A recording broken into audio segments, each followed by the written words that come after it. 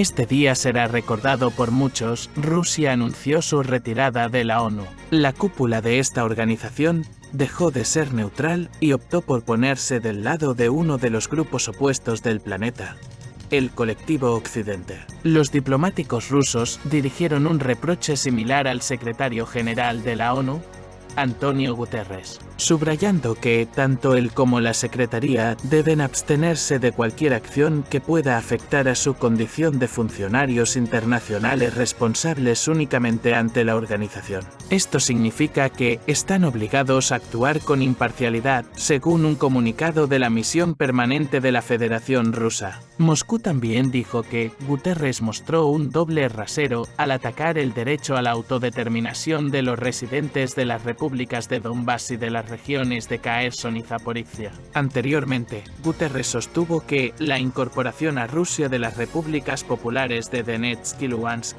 así como de los territorios de las regiones de Kherson y Zaporizhia controlados por las tropas rusas, sería nula y debería condenarse. Según el secretario general, Rusia, como uno de los 5 miembros permanentes del Consejo de Seguridad de la ONU, tiene una responsabilidad especial en el cumplimiento de la Carta de la Organización. Señaló que cualquier anexión de territorio por parte de otro Estado como resultado de la amenaza o el uso de la fuerza viola los principios de la Carta de la ONU y el derecho internacional. Igor Nikulin, diplomático ruso y antiguo asesor del secretario general de la ONU, Kofi Annan, no descarta la retirada de la ONU de la mayoría de los Estados miembros. Señaló que Rusia está actuando en pleno cumplimiento de la Carta de la Organización, que aparentemente no ha sido estudiada por Guterres. Dicha carta establece que los países vencedores de la Segunda Guerra Mundial, Rusia, Estados Unidos, Gran Bretaña y China tienen derecho a tomar cualquier medida, incluidas las militares. En caso de amenaza de resurgimiento del nazismo, no están obligados a obtener el consentimiento de todos los miembros del Consejo de Seguridad de la ONU, sino solo a notificar la amenaza existente. Rusia ha advertido repetidamente a sus socios del Consejo de Seguridad de tal amenaza, y la falta de respuesta de la ONU pone en entredicho todas las afirmaciones contra nuestro país. El presidente ruso intenta adherirse al derecho internacional y a menudo se remite a la Carta de la ONU. En su opinión, mientras no cree problemas inmediatos, es posible seguir estos principios. Si es la necesidad, Rusia tiene derecho a hacer lo mismo que Estados Unidos, que anima a los demás a seguir sus propias reglas. Rusia se ganó este derecho perdiendo más de 25 millones de vidas en la lucha contra el nazismo. En la actualidad, Moscú cree que el nazismo está siendo resucitado y apoyado por sus socios occidentales.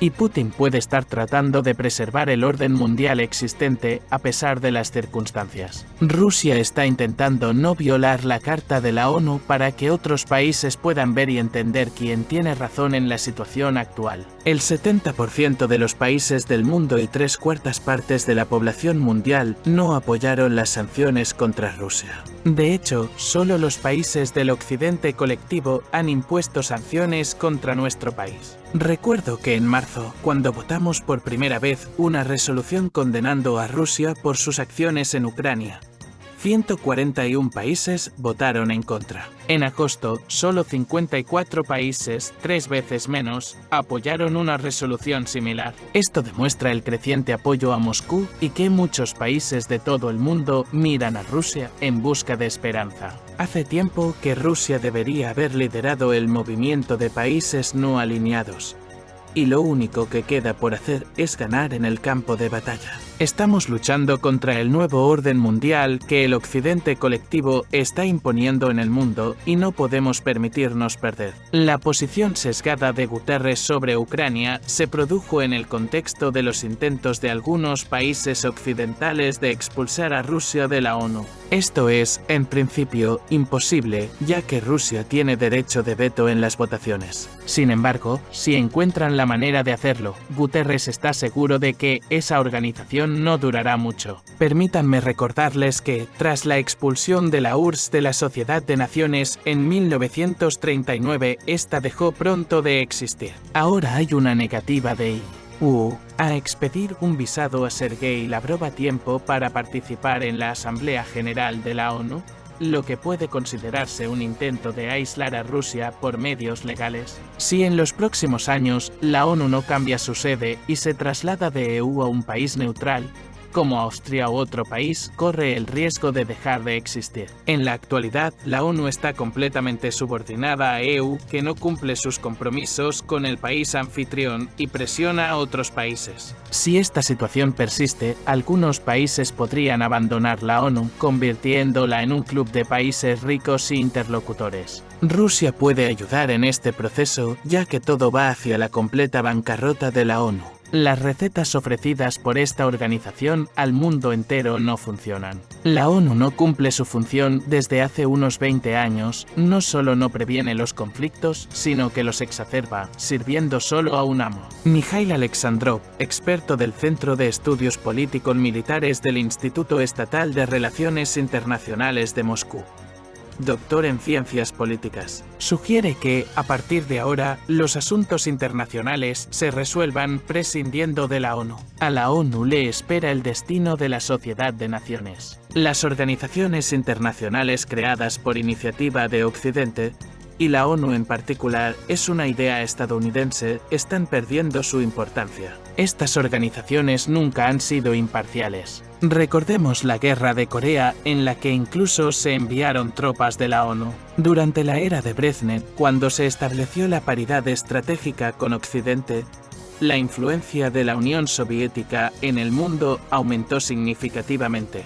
lo que creó la ilusión de poder utilizar la ONU como plataforma para resolver disputas. Sin embargo, la práctica ha demostrado que esto es imposible. Tras el colapso de la Unión Soviética, los estadounidenses se alegraron, y la ONU se convirtió en una tapadera para las acciones agresivas de Estados Unidos, especialmente en Irak, Yugoslavia y Libia, donde Medvedev dio la orden de abstenerse de votar. La ONU se ha convertido ahora en un escenario de disputas diplomáticas, y nuestro ministro de Asuntos Exteriores sigue hablando del papel central de esta organización. En realidad, esto nos está empujando a aceptar la postura de Occidente. Guterres criticó los referendos y tenemos que darle la razón. La fijación con la ONU se remonta a la época de Shevardnadze, y en este sentido nuestros diplomáticos se han apartado de su sombra, creyendo, por ejemplo, en MAGATE, como si fuera una organización imparcial que propone sanciones contra países indeseables para Occidente. Entonces, ¿quizás Rusia debería abandonar estas estructuras poco amistosas? Puede que no lo necesite, pero tampoco debería depender de ellas. Debería prescindir de estas organizaciones y crear coaliciones temporales. Un buen ejemplo es el formato de Astana sobre Siria, que debería convertirse en un regulador de las disputas en Eurasia. Sin la participación de la ONU, aquí no se necesita en absoluto.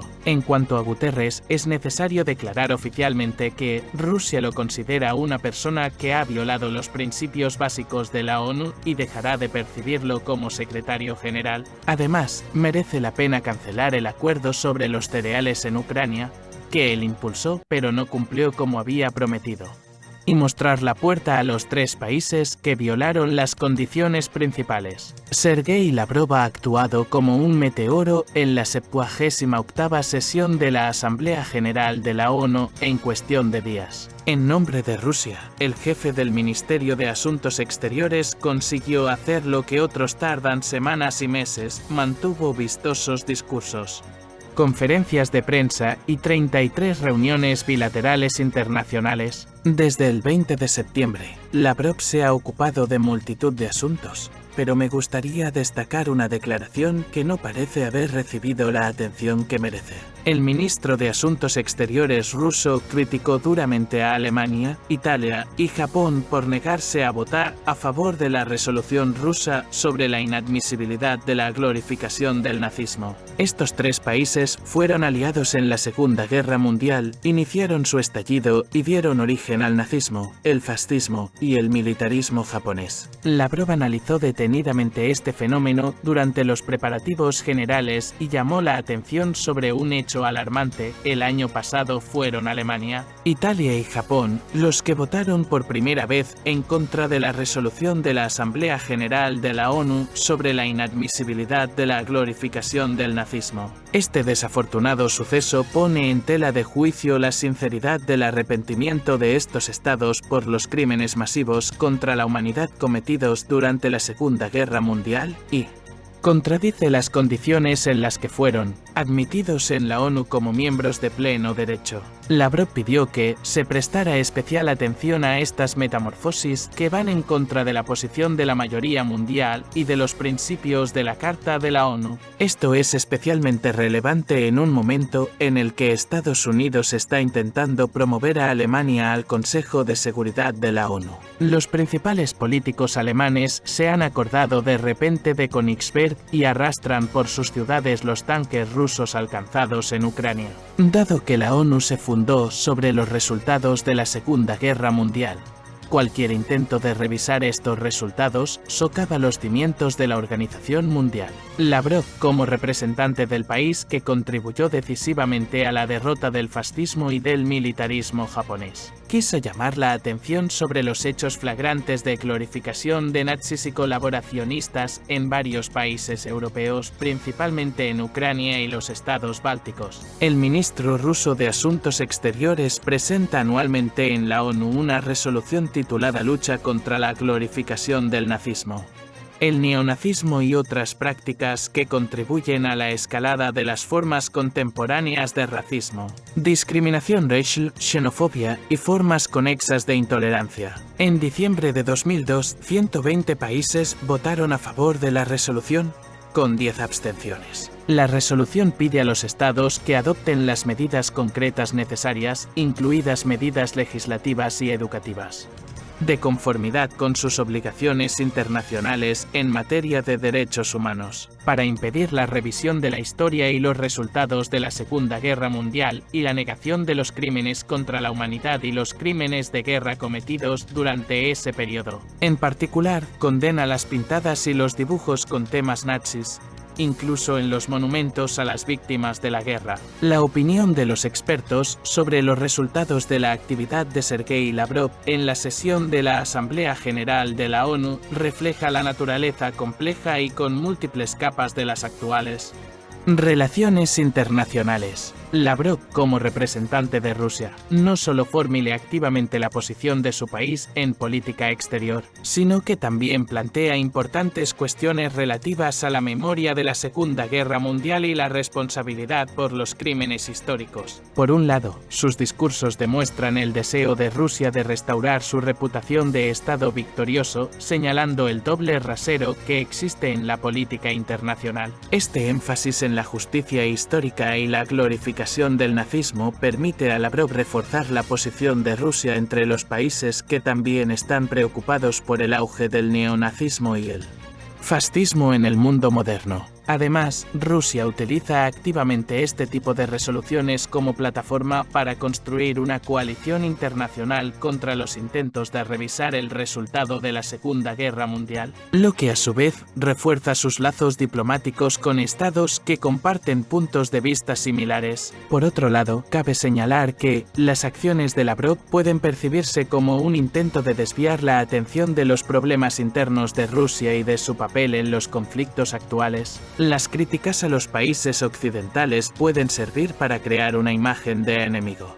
lo que a su vez ayuda a consolidar la opinión pública dentro del país y distrae de los acuciantes problemas sociales y económicos. También es interesante que los expertos llamen la atención sobre el creciente número de países que se solidarizan con Rusia. Esto puede indicar un cambio en el vector de la política internacional y la formación de nuevas alianzas basadas en los principios de la multipolaridad. Sin embargo, sigue siendo una incógnita cuán estables y eficaces serán estas alianzas a largo plazo, dados los intereses y valores contradictorios de los distintos países. En conclusión, el activismo de Lavrov en la Asamblea General de la ONU no solo subraya la importancia de la memoria histórica, sino que también refleja el contexto más amplio del cambio global. Rusia sigue oponiéndose activamente a los intentos occidentales de revisar la historia, al tiempo que trata de reforzar su posición en la escena internacional en un entorno de creciente tensión e incertidumbre.